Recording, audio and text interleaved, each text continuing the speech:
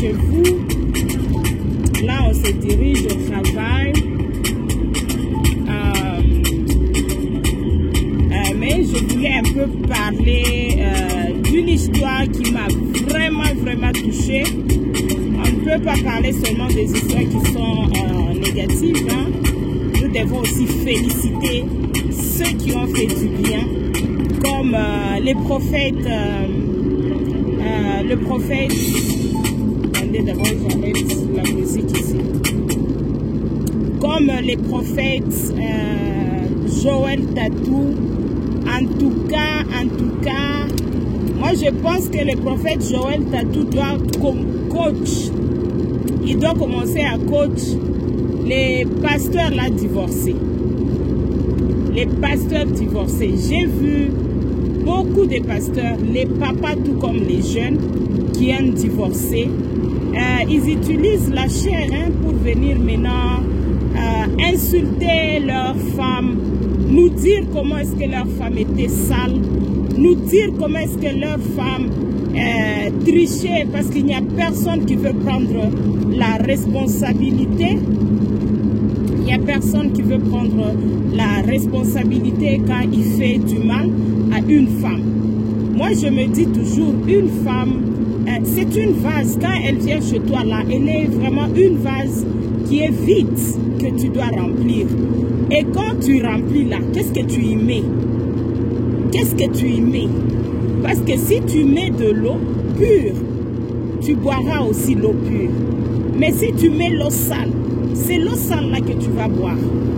Et j'ai vraiment aimé. Moi, je pense que il avait beaucoup pleuré. Il a assumé, il a accepté ses fautes. Raison pour laquelle peut-être Dieu l'a béni. On lui souhaite toutes les bonnes choses du monde. They look beautiful together avec la femme la blanche. Nous, vraiment, personnellement, moi, je lui souhaite toutes les bonnes choses. On n'insulte pas la femme que tu t'es séparée avec. Parce que là, c'est une femme avec qui tu as couché ensemble. Tu connais son corps. Tu vois? Et tu ne peux pas venir maintenant en public. J'ai vu les pasteurs aller témoigner devant l'église. Et tout en sachant que c'était eux le problème. C'était des irresponsables. Et la femme avec qui il était, elle a tout fait, elle s'est battue. Elle cherchait à fixer, elle cherchait que même si elles ont des défauts, et ils ont des défauts tous deux, qu'on puisse un peu les conseiller, qu'on les remet dans le bon chemin. Et ils ne voulaient pas. Mais j'ai vu ces pasteurs-là aller devant l'église et devant les gens où la femme pleurait, où la femme expliquait, où la femme demandait de l'aide, là où elle pleurait. Et dans cette église-là, dans la même église-là, on a accepté que ces pasteurs viennent témoigner le mensonge devant l'église en disant que sa femme trichait, raison pour laquelle il s'est retiré, il a divorcé, tout en oubliant que c'était la femme qui l'a rejeté.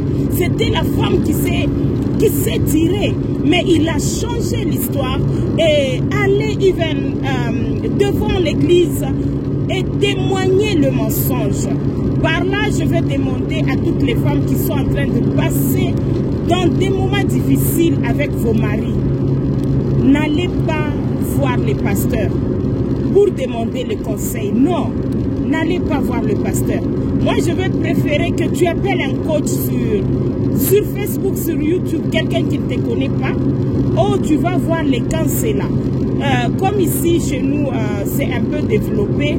Il y a des gens qui font les counseling, qui peuvent les conseiller.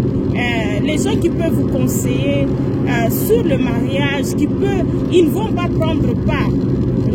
Rappelez-vous, Tous les pasteurs ici qu'on voit, hein, tous les pasteurs ici qu'on voit, ils sont là pour leur propre intérêt. Ils sont là pour leur propre intérêt. Hein? Ce n'est pas pour l'intérêt de gens, non, c'est pour leur intérêt. Quand tu vas chez lui là, il regarde son intérêt. C'est chez la personne qui est en train de pleurer ou bien son intérêt, c'est chez la personne qui est victime.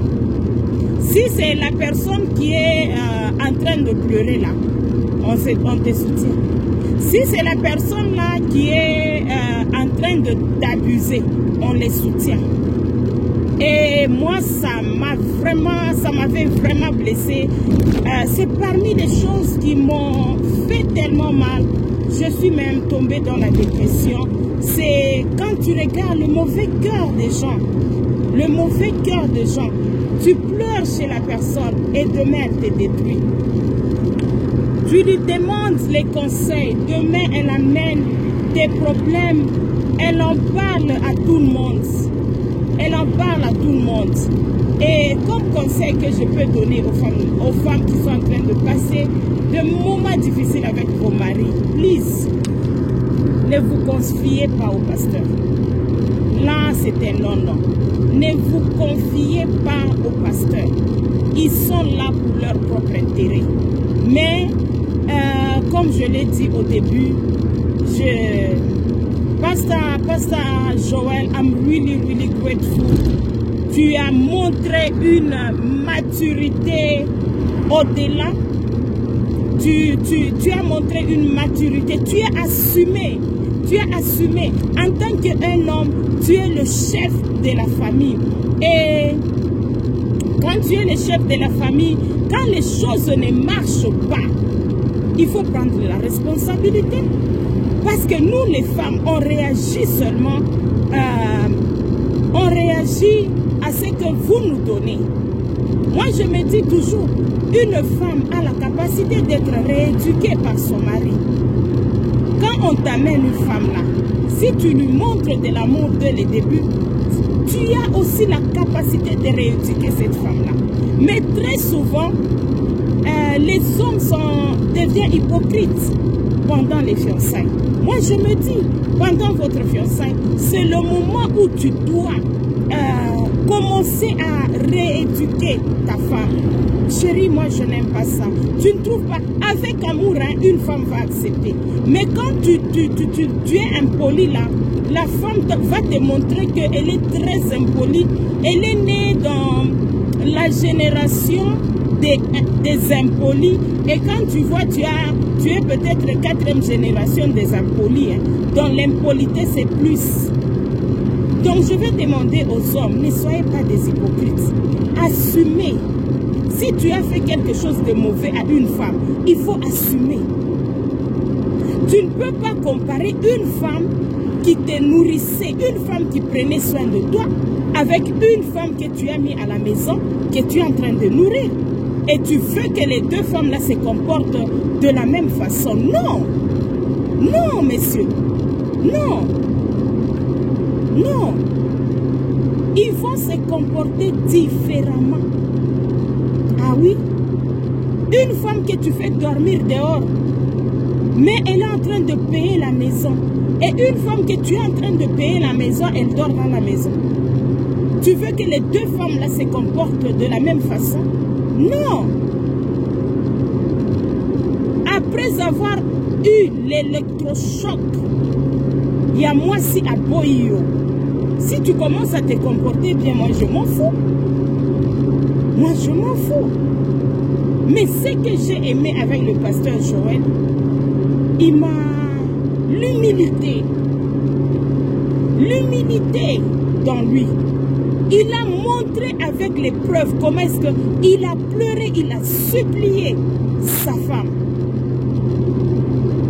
Et vous, quand vous divorcez, quand la femme parle, tu l'insultes partout, comment est-ce qu'elle est prostituée, elle sortait avec les hommes, et puis en cachette, tu es en train de l'envoyer le message que tu veux qu'elle rentre chez toi. Tu penses qu'elle va rentrer?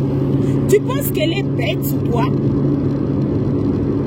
Tu penses qu'elle est bête? Quels sont les efforts que vous faites quand les femmes sont en train de pleurer? C'est aller vous asseoir avec vos mamans pasteurs, vos papas pasteurs, peut-être avec vos membres de la famille pour insulter cette femme-là. Vous vous mettez avec les gens sans cœur pour insulter vos femmes qui sont en train de pleurer des choses vraies, des choses réelles. Et après, vous les condamnez.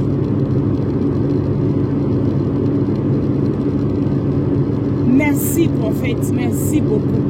Merci d'avoir honoré cette femme-là. Je pense que même là où elle est, dans son cœur là, s'il y avait des choses, elle t'a pardonné. Comment est-ce que les gens utilisent la chair pour insulter leurs femmes? Les femmes qui ont payé le prix, les femmes qui vous ont envoyé aux études, les femmes qui vous ont nourri, les femmes qui vous ont vêtu, les femmes qui ont pris soin les membres de vos familles. Même si elle avait payé les études pour ta soeur ou envoyé l'argent à ta maman, que toi tu n'as jamais fait à ses parents, il faut respecter cette femme. Il faut respecter cette femme-là. Moi, je me dis toujours, il y a des femmes qu'on peut jouer avec. Il y a d'autres femmes là que tu ne peux pas. Donc, quand tu regardes les parcours, quand tu regardes l'impact que cette femme-là a fait dans ta vie, tu n'ouvres pas ta bouche pour parler. Tu n'ouvres pas ta bouche pour parler de n'importe quoi. En tout cas, je suis allée en train d'aller acheter les tissus. Je vais acheter les tissus pour mes clients. Et je crois que je vais vous laisser par là. Mais n'acceptez pas. Les mamans, n'acceptez pas qu'un homme te minimise. Non. Dans la vie là, on n'accepte pas tout. On respecte un homme qui te respecte. Le respect, c'est mérite. Même l'amour là maintenant, il faut mériter l'amour. Tu m'aimes, je t'aime. Tu me respectes, je te respecte. Tu es impoli, je suis impoli. Dans la vie là, c'est comme ça. Parce que quand toi tu respectes, on ne te respecte pas. Tu vas tomber malade. Tu vas aller dans la dépression. Tu auras le sucre, tu auras la tension. Alors pour se défouler, tu ne me respectes pas, je ne te respecte pas. Tu es impoli, je suis impoli. C'est comme ça. Parce que quand ça nous fait mal, ça nous détruit. C'est quand toi tu cherches à être bien et l'autre, pour lui le mariage là ne lui dit rien. Donc tu es là, c'est comme si tu es là pour lui faire plaisir. Tu es là, donc quand on t'épouse, hein, c'est comme ça que les hommes voient. Donc, ce qui n'a pas lieu aux propriétés dans le cas privé, donc les femmes ont peur de divorcer, donc je peux tout faire, elle sera là pour moi. Non, non. Raison pour laquelle j'encourage les mamans, envoyez vos enfants aux études. Faites de vos enfants, les grandes dames. Elle est médecin, elle est businesswoman. Tu regardes vraiment, tu te dis, même si aujourd'hui je ne l'aide pas, elle peut prendre soin d'elle. Elle travaille quelque part là où on la paie bien. Là, tu te dis, même si on l'abuse, elle saura se défendre. Parce que beaucoup de femmes sont en train de mourir parce qu'elles sont incapables de se défendre. Elle ne peut pas faire quelque chose. Elle regarde dans ses mains, elle n'a rien. Elle regarde sur sa table, elle n'a pas de papier. Et elle se dit, ah, Nakufaka. Nakufaka. Moi, j'avais perdu une cousine comme ça. Où l'homme le maltraite, on l'a maltraité, la nobody business. Et un jour, je lui ai dit, ah, grande soeur, tu vois, tu as 2 enfants et tu es couturière. Tu ne trouves pas que tu peux vraiment te chercher une petite maison où tu peux rester. Et puis, les couturières, le moment là au Congo, il y avait une dame là qui payait les couturières, elle les payait $200. Je lui ai dit, elle peut te payer, tu peux faire ta vie. Et elle a préféré rentrer dans son mariage là-bas. Et après, son mari l'a amené en Zambie parce que comme ses frères se battaient, on la défendait beaucoup par ses frères. Le mari a jugé bon de l'amener en Zambie. Et en Zambie, là-bas, on l'a maintenant abusée à gogo. Où elle est, quand elle est rentrée chez ses parents, elle était mordante. Et un mois après, hein, elle est morte. Ça m'avait fait très mal. J'étais encore petite. J'étais encore jeune, disons. J'étais encore jeune. Ça m'avait fait très mal. Je me suis rappelé des bons moments qu'on n'avait pas. Une bonne femme qu'on a épousée vierge. Une bonne femme qu'on a épousée dans la maison de son papa. Pour vous dire que les hommes, hein, ce n'est pas parce que tu es vierge qui peut prendre soin de toi. Non, un mauvais, il est mauvais. Que tu sois vierge, que tu sois déviergé, que tu sois maman, que tu sois, quel que soit ce que tu es. Quand un homme est mauvais, il s'en fout. Il s'en fout. Tes sentiments-là, ça ne lui dit rien. Ça ne lui dit rien. Prenez soin de vous. Prenez soin de vous. Prenez soin de vous. Je vous aime bien.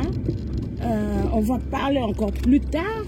Que mon Dieu vous bénisse. And bye bye. Yeah, je viens d'arriver au shop. Que mon Dieu vous bénisse. Bye bye. Toutes les bonnes choses. Prenez soin de vous. Aimez-vous. Il faut s'aimer. Il faut s'aimer. Quand tu te regardes là, tu te dis, oh Dieu, merci de m'avoir créé. Merci de m'avoir créé. Faut pas faire les histoires. Donc, tu montres même à l'homme que toi-même, tu ne t'aimes pas. Raison pour laquelle hein, on t'abuse. Quand tu as ton argent là, priorité, c'est toi avec tes enfants. S'il ne travaille pas là, donc quand tu lui donnes, tu lui fais faveur. Faut pas lui privilégier, tu le privilèges et puis tu t'oublies. Hein? Bye bye. Abonnez-vous.